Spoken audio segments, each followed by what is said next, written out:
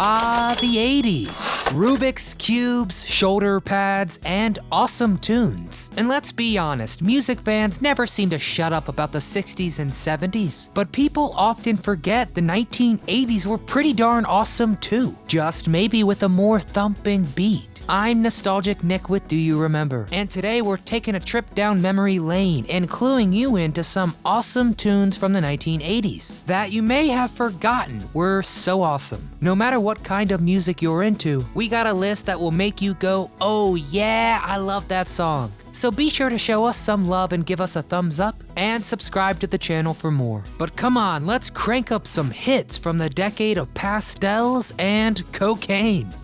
Rock Me Amadeus, FALCO.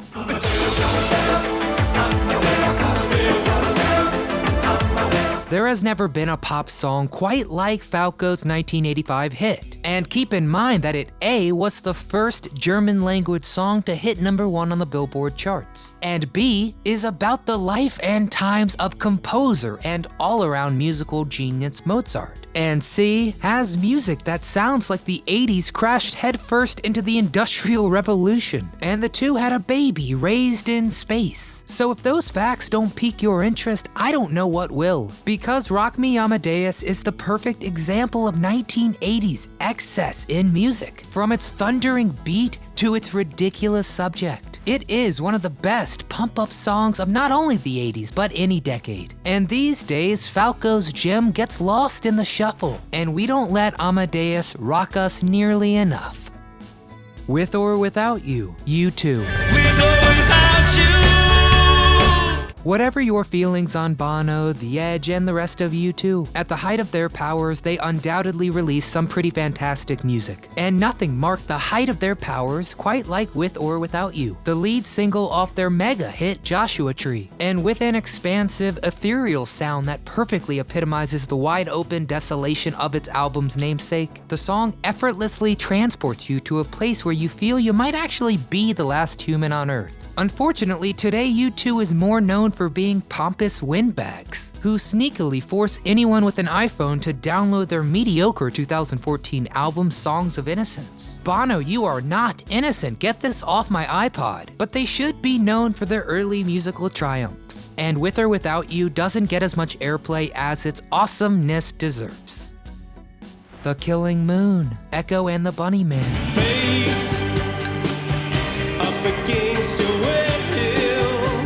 The 80s was the golden generation for synth-driven pop music, so it's only natural that some absolute triumphs would get lost in the traffic. And so it is with Echo and the Bunnyman's single The Killing Moon, which I think is one of the most hauntingly beautiful songs of the decade. With strings expertly layered over synthesizer, guitar, and drums, The Killing Moon almost seems to be a snapshot of another world, a shadow realm full of mystery and magic. Enhancing this vaguely unsettling mood is the fact that the song's chords are borrowed from David Bowie's Space Oddity, only in a true oddity played completely backwards. This song was a hit when it was released in 1984, but today it just doesn't get the credit its genuine awesomeness merits.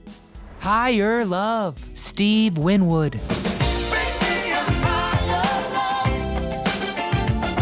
You know your go-to song you sing in the shower? That tune which is perfect to just belt out for no one to hear. Well, Steve Winwood's 1986 banger Higher Love is not just one of those songs. It's a song deserving to be screamed from the top of the tallest mountain in the middle of a sunny summer downpour. It may hover a bit on the cheesy side, but hey, so does the whole decade of the 80s. And it doesn't make Higher Love any less awesome. Of course, the 1990 Whitney Houston cover, followed by a 2019 dance remix, may have cut down on the plays of the original, but do yourself a favor, and the next time you're in your car, crank what may be yacht rock's finest moment, and blare Winwood's original to 11, cause this one goes to 11. Dancing in the Street, David Bowie and Mick Jagger.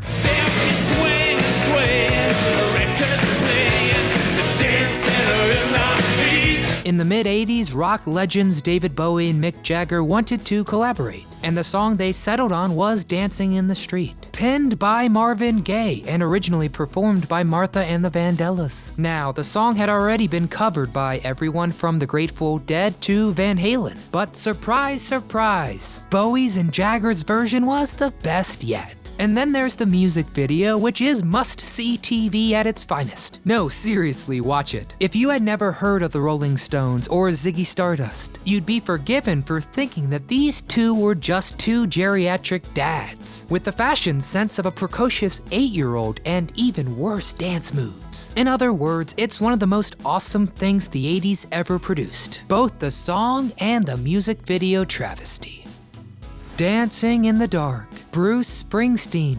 This gun's for hire, even if we're just dancing in the dark. Now, while we're on the subject of dancing and things, let's move from the street to the dark and talk about Bruce. In 1984, the Boss released his most popular album, Born in the USA, and along with it, his highest charting single, Dancing in the Dark. The song represented a departure for Bruce, as 4 years in, he finally embraced the 80s and added a synthesizer to a track for the first time ever, and the result was absolutely awesome. It was almost impossible not to sing along and dance to it, especially after seeing the music video and watching Springsteen and a very young Courtney Cox do the whitest dance of all time. A dance, mind you, that partly inspired the Alfonso Ribeiro's Carlton from Fresh Prince. These days, Dancing in the Dark is overshadowed by its album's eponymous track. A sad fact considering how much more fun cutting loose and just dancing in the dark is.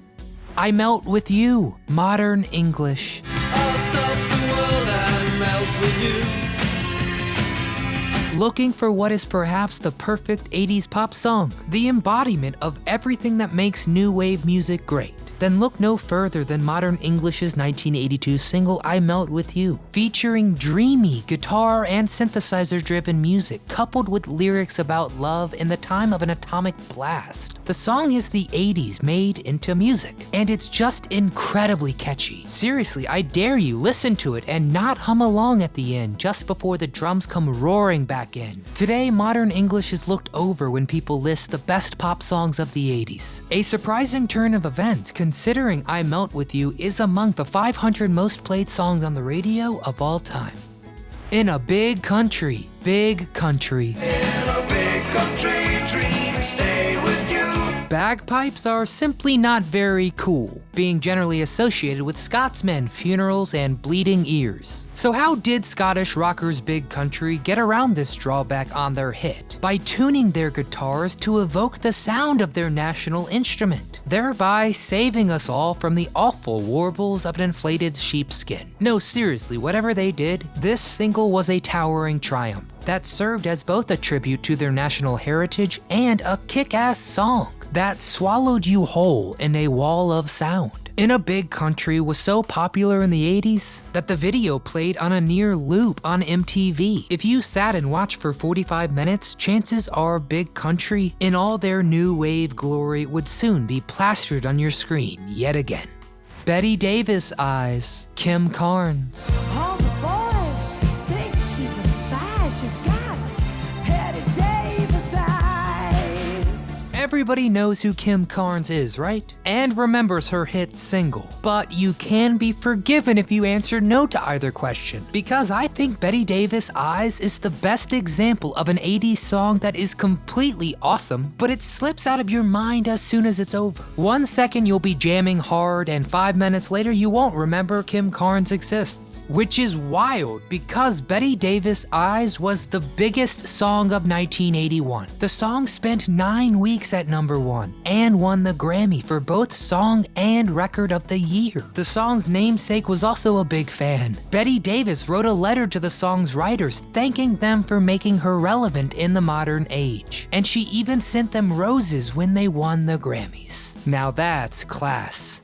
And there they are, some of the most awesomest, coolest, jammiest, less talked about songs of the 80s. I mean, seriously, have you ever thought about how many different songs are out there? No, really, I researched it, and there are over 79 million different songs. And with most being written after 1866, that works out to about one song per minute being released. So it's okay that you don't know every one. And we take pride in dusting off some classics and revisiting them today. So how'd we do? Which of these songs was your favorite? And what forgotten 1980s tune deserved a shout out on our list? Please add your contributions to the comments below and we can always make a playlist number 2. I'm sure you loved this video as much as I did, so be sure to hit the thumbs up icon and subscribe to our channel for more tracks. As always, from all of us here at Do You Remember, we want to thank you for watching.